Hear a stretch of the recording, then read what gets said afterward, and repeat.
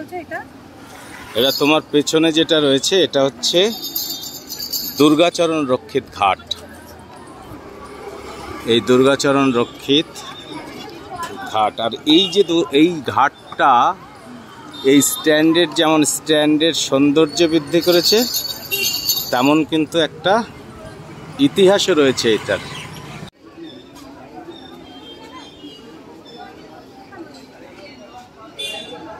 ঘাটে বসার জায়গা রয়েছে, খুব সুন্দর না?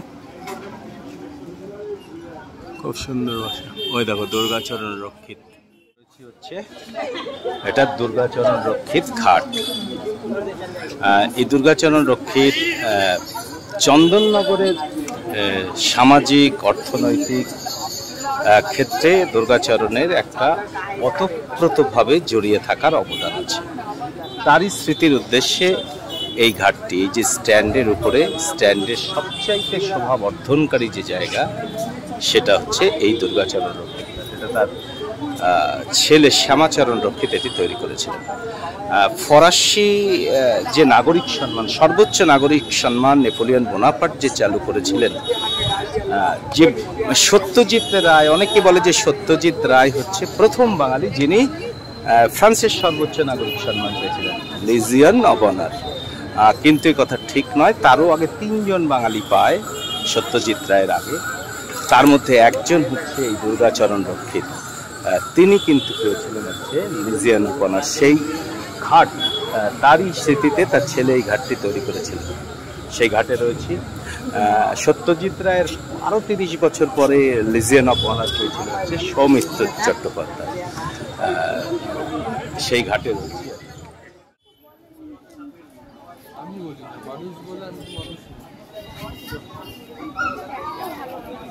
ওই আগের গুলো ভালোই হয়েছে।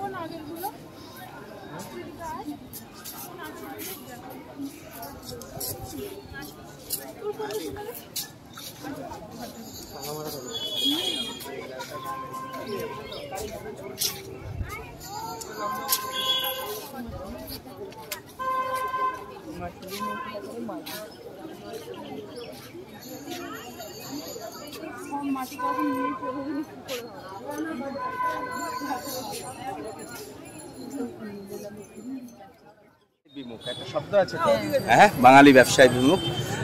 এই যে বাঙালি ব্যবসায় বিমুখ, এটা এই ধারণা, এটা যে ভ্রান্ত ধারণা, এটা ভেঙে দিয়েছিলেন দুর্গাচরণ রক্ষিত। তিনি চাকরি করতেন, চাকরি ছেড়ে দিয়ে তিনি ব্যবসায়, মানে কাপড় ব্যবসায়, তিনি কামা সাহেবের অধীন কাপড়ের ব্যবসা করতেন, প্রচুর অর্থের মালিক হয়েছিলেন। এবং সেই টাকা দিয়ে তিনি স্কুল, রাস্তা, চন্দননগরের পরিকাঠামো উন্নয়নের ক্ষেত্রে ব্যয় করেছিলেন।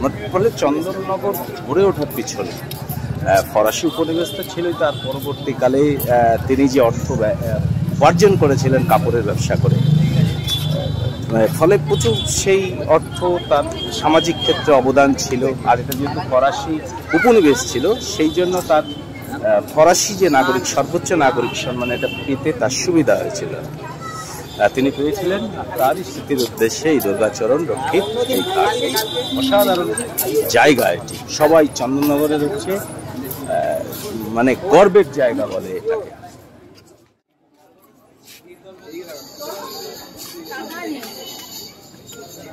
পায়রা, এই যে পায়রা,